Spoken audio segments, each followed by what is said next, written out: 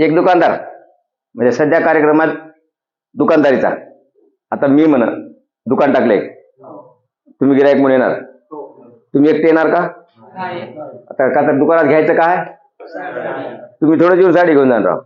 तुम्ही मी दुकानात तसं टाकणार नाही, आणखी 4 वर्षांना तुम्ही अग्निवीर होऊन जेव्हा रिटायर होताल का तेव्हा इथं आपलं दुकान असेल का इथंच, फक्त तुम्ही येताना 2 जण या झालं. मग मी तुम्हाला काय म्हणणार, प्रश्नात कसं आहे बघा, एक दुकानदार आपली साडीवर का म्हणले, मी आणल्या जाऊन कुठून आणल्या साड्या, मुंबईवरून आणल्या. कुठून आणल्या ना, मुंबईवरून ना, सुरतून आणल्या, डायरेक्ट कारखाना आहे तिथं. एक ट्रकच मागवली मी साड्याची, मागवली का, इथं साड्या येतात. आता जेवढ्याला आणल्या तेवढ्या तुम्हाला देईन का मी, काही तर फायदा नाही ना, पण ती देताना तुम्हाला गोड बोलून देणार आहे. गोड बोलून म्हणजे कसं, इथं गोड बोलले का, ही आहे का गोड बोललेला आहे, ही जी आहे ती येड्यात काढलेला आहे. फक्त त्याला म्हणजे कसं सिस्टमच कशी अशा दुकानात, प्रत्येक दुकानात पुण्यात का आपण दुकानात जर गेलो असं लिहिलं म्हणजे 10% सूट देतात की नाही. आधी एवढी मोठी किंमत लिहून ठेवायची त्याच्यावर, आता आणायची समजा 80 रुपयाला, त्याच्यावर लिहायचं 200 रुपये, किती लिहायचं, आणि त्याच्यामध्ये 50 कमी करायचं, 150ला दिलं. तुम्ही आपलं गिरायक म्हणून 50 किलो कमी किलो म्हणायचं, द्यायचं कितीला, 150. आणली केवढ्या होती, हे असला धंदा राहते, तुम्ही बी खुश आणि त्याने बी खुश. तसं ह्या प्रश्नात काय म्हणलंय, एक दुकानदार आपल्या साडी का मूल्य, लागत मूल्य म्हणजे खरेदी किंमत राखायची, लागत म्हणजे त्याची खरेदी किंमत.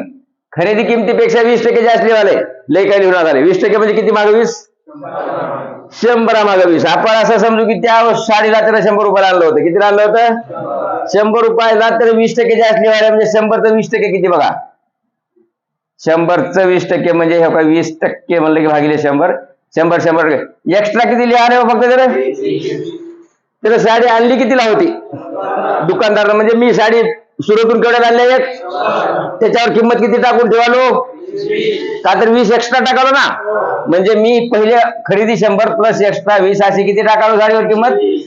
तर तुम्ही ज्यावेळेस दुकानात आलो त्यावेळेस तुमच्या साडीवर जे टॅग आहे, टॅग असते की नाही, ती दुकानाच्या नावाचं एक टॅग आहे, हाताने किंमत लिहिली राहते. तुम्हाला किंमत किती दिसायला सध्या 120 दिसायला आहे. मी तुम्हाला, तुम्ही आता ओळखीचे गिरायक ना माझं, त्यामुळे मी तुम्हाला काय म्हणलं, 10% तुम्हाला सूट म्हणलं. 10% सूट म्हणजे 10 रुपये सूट आहे का, 10% म्हणजे किती भाग, 10 की बट्टा म्हणजे थोडक्यात सूट आहे, सवलत. तर नकद खरेदीदार म्हणजे तुमच्यासारखं दुकान गिरायक आल्यास 10% सूट दिलो की नाही, 10% मी 100वर द्यायलो की 120 वर द्यायलो, किती द्यायलो, 10% म्हणजे किती माग 10. मी थोड्यात असं करता येईल का, 120 का 10% काढून घ्या, 120 का 10% काढल्यास काय येतं बघा, 120 का 10% म्हणजे 10 भागिले का म्हणजे गुणले असते, टक्के म्हणजे भागिले 100. ह्या शून्यासोबत ही शून्य, ह्या शून्यासोबत ही शून्य, 12 1. तर तुमच्याकडून मी किती रुपये कमी घेणार आहे, 12.